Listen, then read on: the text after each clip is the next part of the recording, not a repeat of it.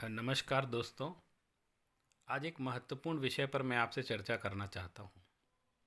वर्तमान में जोशी मठ जो उत्तराखंड में है उसकी एक समस्या हम सभी लोग टेलीविज़न पर लगातार देख रहे हैं, अखबारों में पढ़ रहे हैं। हमें विचार करना है कि आखिर तीर्थ क्षेत्रों को पर्यटन के रूप में विकसित करने से हमें फ़ायदा क्या हुआ। मैं अपने ब्लॉग का ये लेख आपको पढ़कर सुना रहा हूँ ताकि हम इस पर विचार विमर्श कर सकें। लेख का शीर्षक है पर्यटन से पर्यावरण और पवित्रता दोनों का नुकसान होता है। हम सभी इस बात के प्रत्यक्ष गवाह हैं कि वे तीर्थ क्षेत्र जहाँ जहाँ पर्यटन विकसित होता है वहाँ आमदनी में भले ही कुछ इजाफा हो जाता हो, पर पर्यावरण का काफ़ी नुकसान होता है। उत्तराखंड के जोशी मठ की समस्या हमारे सामने दिख ही रही है।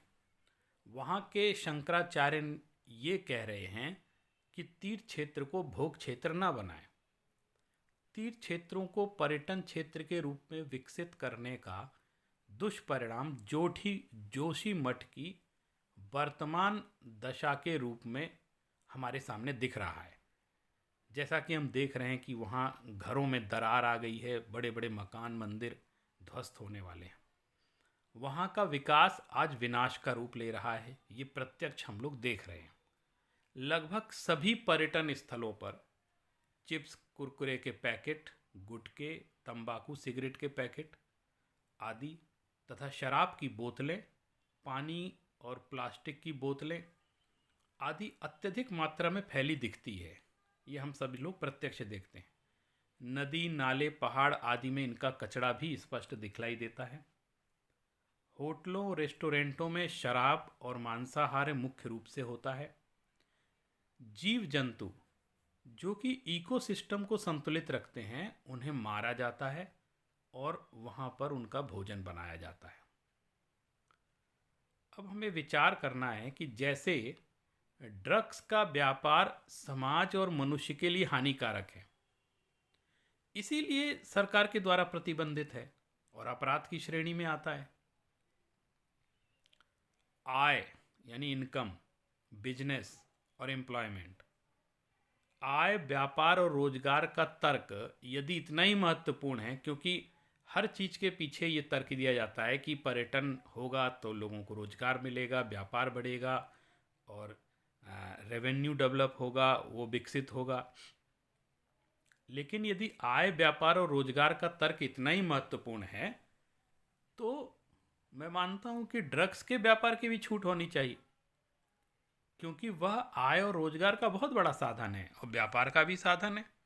लेकिन फिर भी ड्रग्स पर हम लोग अ, आधिकारिक रूप से इसकी छूट नहीं है और इसे अपराध की श्रेणी में रखा जाता है। क्यों? क्योंकि ये मनुष्य और समाज के लिए हानिकारक है। ठीक इसी तर्क के आधार पर हमें इस दृष्टि से भी विचार करना चाहिए। इसी तरह सिर्फ जैन ही नहीं, बल्कि किन्हीं भी धर्म स्थलों को उनकी पवित्र भावनाओं के विपरीत सिर्फ आय के लिए पर्यटन स्थल बनाना भी धर्म, संस्कृति, मूल्य और त्याग तपस्या की सनातन परंपरा को अपवित्र करना है। जिस धर्म के साधु और भक्त अपने तीर्थ स्थल को अपनी आत्मा मानते हों और साधना, त्याग, तपस्या की प्रेरणा मानते हों, उसे पर्यटन केंद्र के रूप में विकसित करके उसकी पवित्र परंपराओं को नष्ट करना धर्म और पर्यावरण दोनों को नष्ट करना है।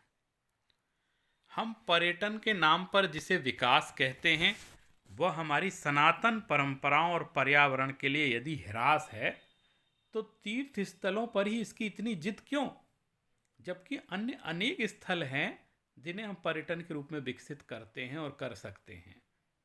फिर इसकी जिद सिर्फ तीर्थ स्थलों पर ही इतनी क्यों हो रही है? पहाड़ पर स्थित तीर्थों और मैदानी इलाकों में स्थित तीर्थों की स्थिति में भी बहुत बड़ा फर्क होता है। पहाड़ पर परिस्थितियों पर कंट्रोल करना कठिन होता है, इसलिए भी वहाँ गंभीरता से विचार हमको करना चाहिए। सम्मेद शिखर की चर्चा इस समय तीर्थ स्थल के रूप में उसको पर्यटन स्थल ना बनाया जाए, इसके लिए काफ़ी इस समय चर्चा हमारे सामने है। तो हम देखें कि सम्मेद शिखर, मधुबन, गिरिडीह आदि आसपास के स्थानों पर बसने वाले स्थानीय अजैन समुदाय, जो परंपरा से जैन नहीं है और वहाँ के आदिवासी लोग हैं, उनसे यदि पूछा जाए तो वो बताएंगे कि सदियों से जैन तीर्थयात्री उनकी आजीविका के प्रमुख स्रोत रहे हैं। वहाँ स्थापित सैकड़ों जैन संस्थाएं निःशुल्क अस्पताल, विद्यालय तथा नौकरियां आदि देकर वहाँ की स्थानीय जाति और समाज की सेवा करती आई हैं। मानव सेवा और प्राणी रक्षा की भावना से काफ़ी कार्य इस क्षेत्र में जैन समाज के द्वारा किए जाते रहे हैं। पर्वत पर वन्य जीव इस तीर्थ यात्रा से स्वयं को सुरक्षित और आज़ाद महसूस करते हैं। व्यसन मुक्त और अत्यंत संवेदनशील जैन तीर्थयात्री पर्वत पर थूकना भी पाप मानते हैं। वे इसके कण कण की पूजा करते हैं। वे प्लास्टिक और धुएं का प्रदूषण वहाँ नहीं फैलाते। इन सबके साथ शुद्ध आध्यात्मिक भावना, पूजा, ध्यान, स्तुतियाँ वहाँ के वातावरण और पर्यावरण को शुद्ध बनाते हैं। इसके ठीक विपरीत यदि वहाँ पर्यटन क्षेत्र बनेगा तो ऐसा होने पर यहाँ रोपवे भी बनेगा।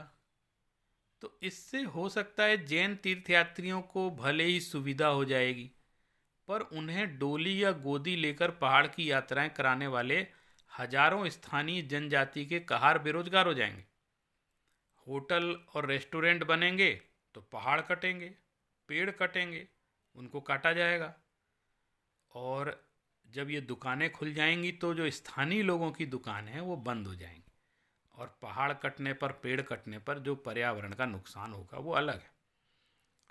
पर्यटक बढ़ने से वहाँ के प्रदूषण का असर स्थानीय खेती पर भी पड़ेगा, जिसका खामियाजा वहाँ के स्थानीय किसानों को उठाना पड़ेगा। अतः हमारा मानना है कि प्रकृति के सौंदर्य को पर्यटन के नाम पर भुनाना पर्यावरण की सुरक्षा और पारंपरिक पवित्रता पर भी सबसे बड़ी सेंध है।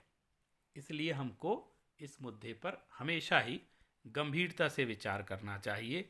मैं इसके माध्यम से ये निवेदन भी करना चाहता हूँ कि सिर्फ जैन तीर्थ नहीं बल्कि हमारे अनेक अन्य धर्मों के भी जो तीर्थ स्थल हैं, जो प्रकृति की गोद में समाये हुए हैं, वहाँ पर हमें त्याग, तपस्या, साधना की भावना को ही मुख्य रखना चाहिए और विचार करना चाहिए कि पर्यटन स्थल बनाकर कहीं हम उसका नुकसान तो नहीं कर रहे हैं।